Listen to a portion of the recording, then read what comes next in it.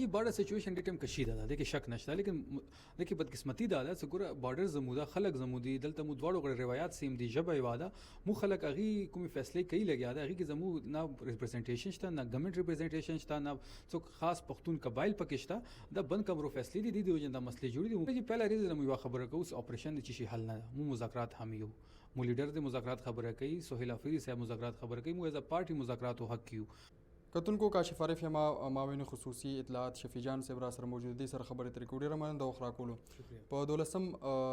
نومبر باندې امن جرګه راغوښتلې شوې ده کومو جماعتونو ته پکې دعوت ورکړی شوی دی او څه امیدونه مو دي دغه جرګې نه بسم الله الرحمن الرحیم ټول نه پهله تاسو شکریا کاشف خان 12 نومبر باندې د خیبر پختونخوا تاریخ ټول نه غټه جرګه د امن حواله سره او د حکومت ته ټول نه غټ کوم چیلنج در پیښ تا هغه امن ده ټول نه غټ حکومت د ټیم تاسو صوبې کې حالات کتلې وي امن امان ولا باجوړ کې کټلنګ کې وادي تیرا کې او ډېر غټ پازیټیو قدم ده او ډېر غټ پازیټیو ساين ده آئینی تور باندې او قانوني تور باندې یو جرګه لګیا ده اغه سره د سره لګیا ده او د کې ټول پولیټیکل پارټیز انوایټډ دي سی ام صاحب خپل او ته کالز کړي مو وفد روان دغه مراکز لاغله دعوتنامې ورکو لګیا مو ته امید ده تمام پولیټیکل سټیک هولډر سمره دي هغه شرکت کوي د کې زمو قبایلی سکو مشران دي امیدین دلته یو جرګې سیستم د پراپر اغه انوایټډ دي څوره قبایل مشران دي اغه برازي وکلا راځي سیول سوسایټي بووي او ماته د سلاګي دا و خیبر پختونخوا تاریخ ټول نه غټه جرګاوي او د کې به مشاورات کیږي د کې تجویز راځي د خلکو طرف نه مشرانو طرف نه اغه مطابق به ټي آر سیټ کیږي او ټي آر حکومت د سی ام صاحب په سپورت کیږي او هغه به انشاء سټیک هولډر سره د بره کې خبره کوي سګوري کوم بدامني چې دا په دې تر شاته سو کم داسې عوامل ګوري چې دغه خلاف راوچتي دل پکار دي چې دغه جرګه کې په خبره وي ګوري چې پهلا ریز مو خبره کوو اپریشن د چی حل نه مو مذاکرات هم یو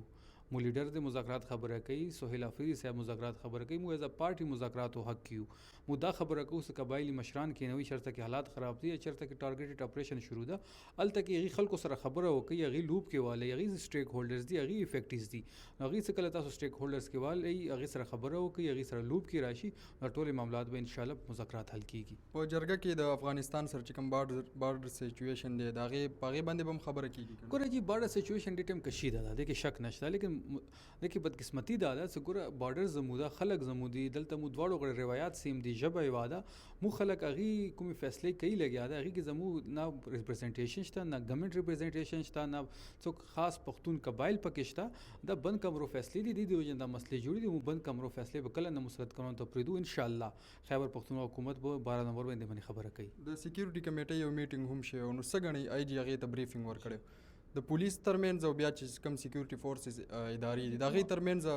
چې کم ګیپ دی هغه ګوري کنه څه ګیپ نشته ګوره جی دوا میټینګ شوی هغه سکیورټي کمیټي هغه کې بابر سلیم سواتی صاحب هډ کوي سی ام صاحب هغه ممبر د اپوزیشن لیډر ممبر د ټول اپوزیشن سره جماعتونو هاوس کې دی هغه پارلیماني لیډران هغه ممبران دي تحریک انصاف کې کوم زونو کې د حالات خراب دي هغه ام پی ایز الته هغه ممبران دي آی جی صاحب رغله هغه خپل تجویز ورکو آی جی صاحب رغله چیف سیکرټری صاحب رغله مو گورنر صاحب له اساس راشد الته کې د کمیټې سره کې خپل تجویز ورکي نو موږ د ټول شونه ان شاء الله بالکل اکراس د بورډ لګیایو ان شاء الله ټول شونه تاسو باندې 12 نومبر باندې پبلک کو ان شاء الله د وفاق د سیر نه د خیبر پختونخوا امن حواله سره صداسي د غوري ګامونه چې تاسو ته مخې ته راځي ګوره جی د ټیم وفاق حکومت ته هغه سپیس نه ورکي لګیا د خیبر پختونخوا حکومت ته پاکستان تحریک انصاف تن او خان صاحب دا خبره کوي چې غي سره مذاکرات او فائدہ نشته غي به اختیار دي هغه یو ملاقات د الیکټډ سی ام خپل قائد سره نشي کوي هغه سره د مذاکرات او منډیټ نشته نو موږ خبره کو بالکل مو خبره کوو ته خو تیار یو لیکن دا غي سره منډیټ نشته غي سره اختیار نشته خیبر پختونخوا حکومت